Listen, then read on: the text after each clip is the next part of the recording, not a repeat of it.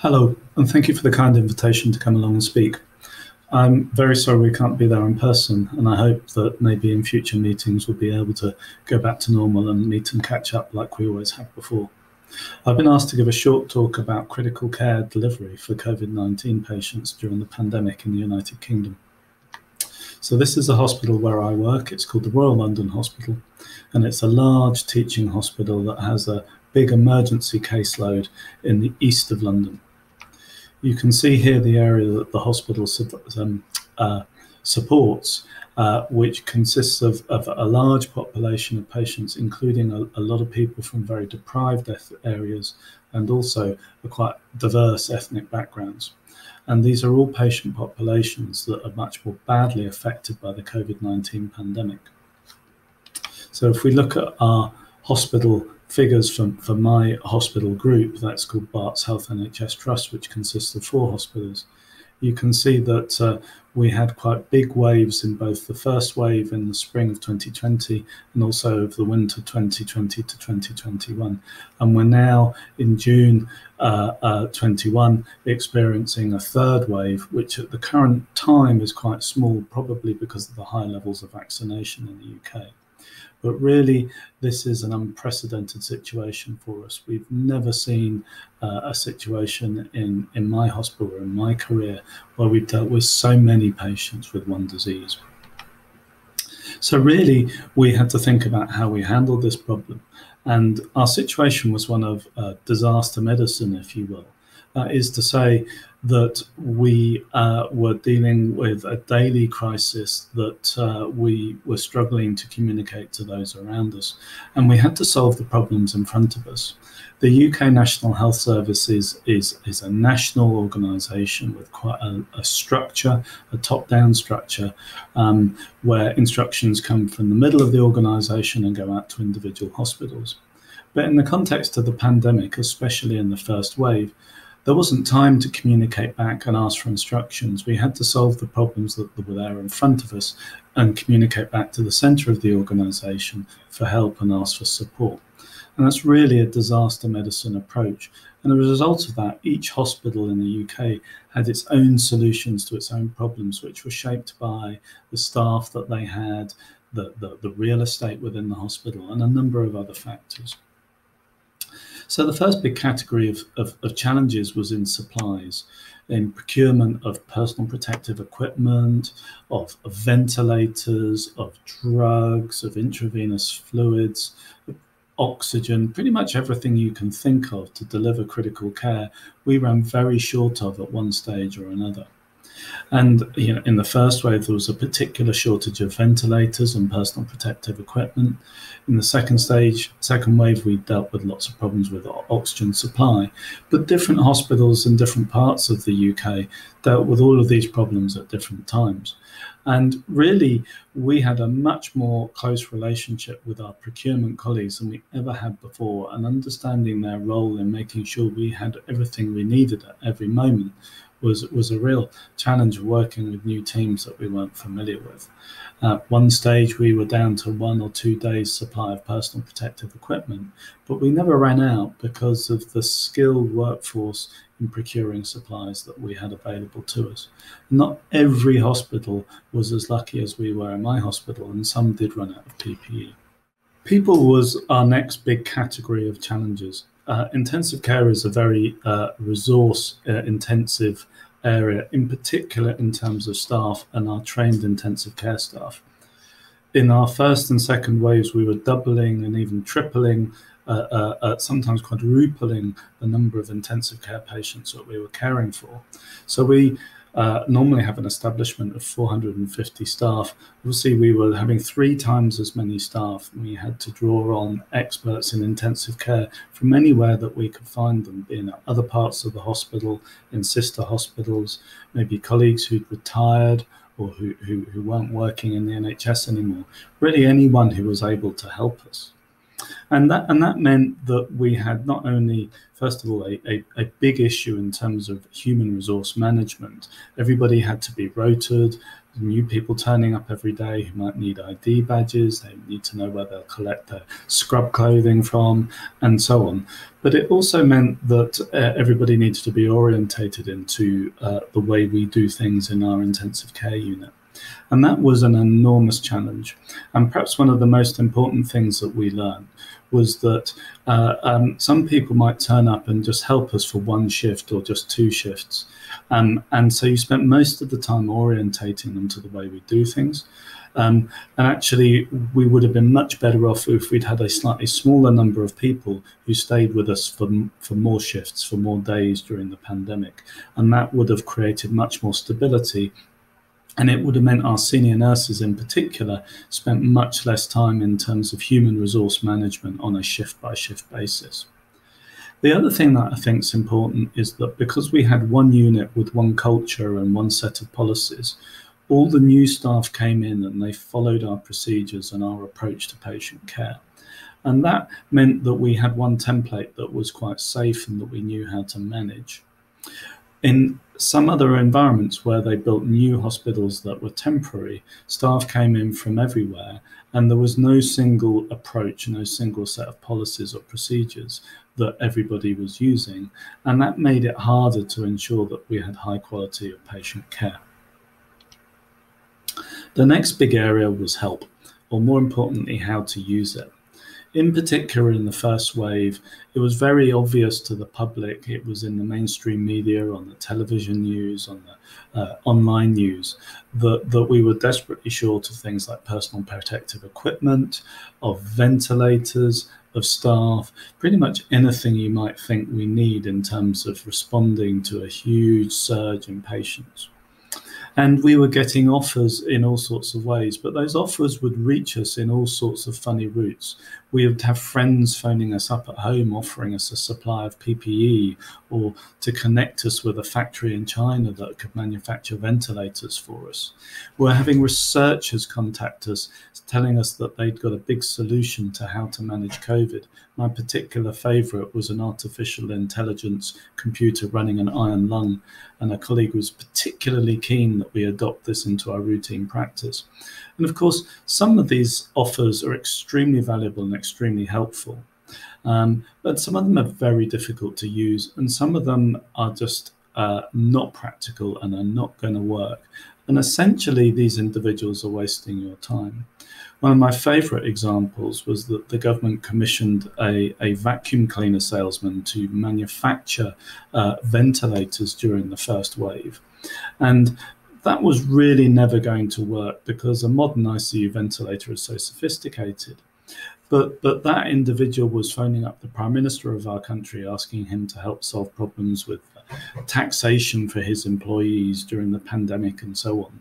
And really, it was never going to help, but it was a major distraction for a national leader at a critical moment. And that's the problem with help. If it's not actually easy to use in a simple and rapid way, if you aren't sure whether the PPE that's being offered to you meets a minimum safety standard, if you aren't sure if that ventilator is of an adequate quality to use in your patients, then managing that offer and getting those supplies delivered is going to take a lot of your time, but it's not going to help you. So an excess of well-intentioned, kindly meant help that wasn't practical on the ground was a big challenge, especially in the first wave. Fortunately, in the second wave, we had all the supplies we needed, and our main challenge was how we managed the human resources and the volunteers coming to work with us. Our next big category was buildings. My hospital has one big intensive care unit, and in the first wave, we moved and opened up surge intensive care units in our post-anaesthetic recovery unit, in our paediatric intensive care unit, in our paediatric post-anaesthetic recovery unit, and so on. But there was also one large bit of redundant space within our building which hadn't been properly equipped, we call still shell and core, bare concrete with no air conditioning or electricity. And that, towards the end of the first wave in the spring of 2020, was commissioned into what you see here, a big open space where we could put a very large number of COVID patients. And we had capacity for more than 200 COVID ICU patients in this area. And we used a proportion of this in the first wave, and in the second wave in London, we used more than almost 200 patients were cared for in this area at any one time. And so having the real estate where you can look after patients is really important. And it turns out that a big open space, as you can see here, is much easier to use when you're short of staff or you've got lots of staff who are unfamiliar with your environment, than where you've got side rooms or 4-bedded bays, which are much less practical for routine use in a pandemic, but are of course the standard. Increasingly, all ICUs are being built with single-bedded side rooms, and that's much harder to use in a staff sense because effectively each bed needs 1.5 nurses to make it run safely. Whereas in this open space, we could have one nurse at various points, from 1 nurse to 3 patients or even 4 patients at one stage. And it was not brilliant, but it's achievable. But you just can't do that where the rooms are much, much smaller. The next big area was evidence. And of course, at the beginning of the pandemic, there were all sorts of theories, some of them really not great theories at all. Perhaps the most obvious one was hydroxychloroquine. There was a lot of people who believed that hydroxychloroquine would prevent COVID, might save lives from COVID. There were various theories that if you used hydroxychloroquine with zinc supplements, it might work better, although there's no evidence for that. And whilst there was good evidence to think that hydroxychloroquine was a promising treatment, there was no evidence that it actually worked. But we were being pushed to use it in all of our patients. What the UK managed to do was use our big research infrastructure organisation, the National Institute for Health Research, to commission a large number of urgent public health research projects, the most famous of which is the recovery trial, but you may also have heard of the REMAP-CAP trial. And these, as well as vaccine trials, were delivered at speed using existing research infrastructure that the NIHR funds in the UK. And this is what really gave us the recovery trial, which is probably the single most influential trial in terms of the care of COVID patients. And I suppose what I'd like to say is that evidence-based medicine was achievable at scale, at speed within the pandemic, if we all got together and worked for the greater good of society. But where you saw academics seeing the pandemic as an opportunity to maybe get a great paper, or maybe get themselves known, or maybe advance their own area of science, it didn't work so well because they carried on competing with each other for resources, and you ended up with large numbers of small studies that were inconclusive. What we really need to do is all get together and work together to do much larger applied pragmatic clinical trials that deliver very, very good answers very, very quickly. But organising that is, of course, a challenge. But I think that's one thing that the UK managed to do extremely well that's had a worldwide benefit. So in terms of research, we've talked a little bit about the recovery trial, and you can see here at the top left, we recruited a large proportion of our patients to those clinical trials. And this really was a fundamental backbone in terms of how we improve patient care. We took that research evidence and we were able to rapidly implement it to improve patient care. Dexamethasone is not a drug that we would have used routinely, or I wouldn't have used routinely. I may well have found myself prescribing hydroxychloroquine. There is uncertainty around drugs like remdesivir and so on and so on. Convalescent plasma or recombinant antibodies. All of these are treatments that various theories about how well they might work, but really it was only those large trials that allowed us to respond to those problems and implement better patient care quickly. The next big area was media. There was, of course, and remains still, an intense media interest in the pandemic. What's going on in hospitals? How are we responding to the challenges? Some people were very anxious to know whether they were safe and to understand the problems because they're very, very worried. Other people, for various different reasons, felt that the pandemic is some kind of conspiracy, and then others still who just were very reluctant to be put into lockdown and have their civil liberties denied them, who therefore were propagating various rumours. And so it became very important for the general public to understand the reality of what was happening inside hospitals at a time when they weren't allowed to visit, when patient relatives weren't even allowed to visit their loved ones. And so working with the media to disseminate facts, objective facts, as much as possible so that the general public understood what was happening, so that good journalists were able to disseminate simple facts to the general public in an effective way, became very important.